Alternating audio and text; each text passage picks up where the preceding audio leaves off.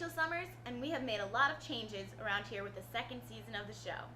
We're going to be bringing you constant coverage of a variety of events happening around campus. Let's get things started by getting to know a few faces here at Hamlin. He worked at ABC.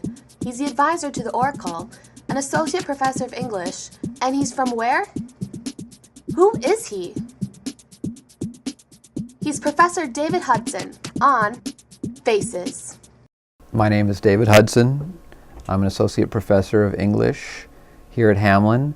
I teach a couple of media courses, the Fundamentals of Journalism course, the Special Topics in Journalism course, and Writing for New Media. I also teach British literature, 20th century, early 20th century British literature, and other things, because we're small. I came to Hamlin first in '89, and then it was 10 years later, in 2009, when I became a full-time member of the faculty. Before that, I worked for ABC News for a little while. After I graduated, I went to New York and I worked in the political unit, ABC News. But I really wanted to go to graduate school and study literature and leave journalism behind. Journalism came back and grabbed me again. Couldn't escape. Became the advisor to the Oracle in, I think it was 2000. And the students who were editors at the time came and asked me if I would be the advisor. They'd heard that I had some journalism experience and so on. This is a student-run newspaper, that the students make the decisions about the content of the paper. My role as an advisor is really a consultant. We have a weekly meeting, we critique the paper. I'm free to say all kinds of terrible things about the paper, or nice things if I want to. It's written it's trying to raise consciousness and make people angry, but on the other hand, it's very casual about this stuff. Yeah. This paper is a student newspaper. It's been a student newspaper since 1888, and it's a pretty amazing track record, continuous publication since Every then. single one of those is a picture. I've always found it bizarre that you need to label something which is obviously what it is. What's something people don't usually know about David Hudson? A lot of people don't know that I grew up in Winnipeg, Manitoba, and I'm sort of a Canuck.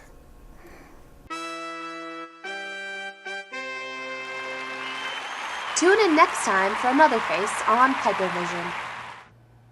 This week in sports, Pierre Harris reviews the 2009-2010 Hamlin Pipers basketball season, filled with some ups and downs, but overall a great preview from the busy year.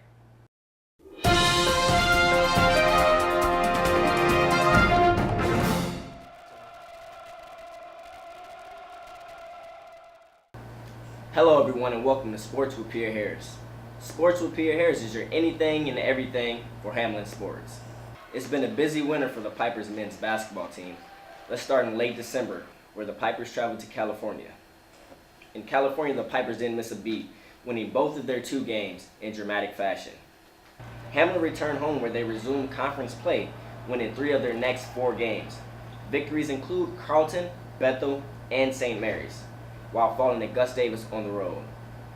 The middle of January, the Pipers were hitting their stride, knocking off St. John's, Augsburg, McAllister, and St. Olaf, despite falling to St. Thomas.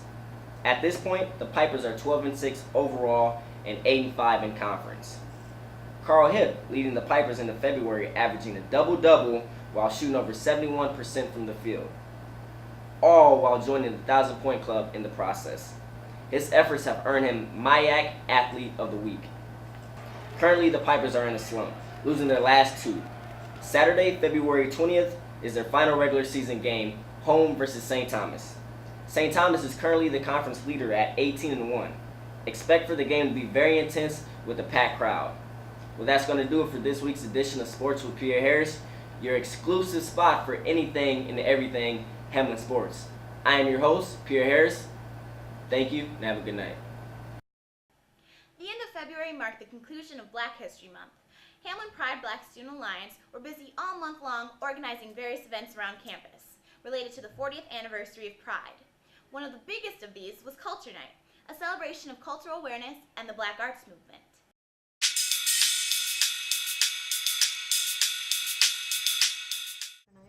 On February 19th, Pride BSA hosted Culture Night, a celebration of the poetry, film, plays, and music of the Black Arts Movement. My heels, the bend in my hair, the palm of my hand, the need for my care. I'm a woman. Phenomenal. The Black Arts Movement emerged out of the civil rights and Black Power movements of the 1960s and 70s. It acted as the catalyst that gave African Americans the platform to move away from Western normativity and create their own rules for living. The movement provided a positive Black image made by Blacks that had never been seen before. The focus of the program was to highlight the strides made in African American art in the time period, as well as distinguish the negative things surrounding the movement. In addition to on-campus events, Hamlin offers many great opportunities for students to experience the Twin Cities. Recently, the Hamlin Office of Diversity Integration offered students free tickets to see Theater Moo's performance of Henry David Wang's Yellowface at the Guthrie. The play is an autobiographical commentary which questions what it means to be Asian and what it takes to be American. After the show, we were lucky enough to sit down with director Rick Shiomi and a couple of cast members for a discussion and to hear some of their own personal takes on the show. There are universal things that everyone thinks is funny, and that's one of the most exciting things to me, because everyone's laughing at the same joke coming from totally different experiences. So you're laughing because you have put butter on your rice before, or you're laughing because you know someone who's put butter on their on their rice before, or you're laughing because you would never put butter on your rice. And everyone laughs. And I think that's what's amazing with this play is, yes, you're on my side, you're on this person's side, and that the play keeps tugging you one way or the other, and that's what's great about the journey. It's that not only I'm here and this is right and you are wrong. It's I'm right, or maybe I'm not right, or he's right, not anymore. And it keeps going that way, and I think that's and there's universality to the piece that everyone. We also had a chance to catch up with the Hamlin students who attended the show. Here's what they had to say.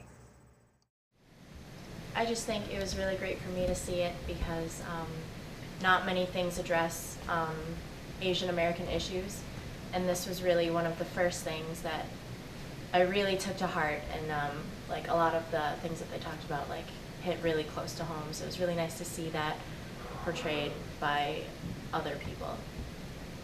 How could so much be going on and you would have no idea? And so this was probably the first time that I've ever really witnessed, what goes on with the Asian American culture here in America, because I'm just kind of was oblivious to it. I really enjoyed the humor of the play.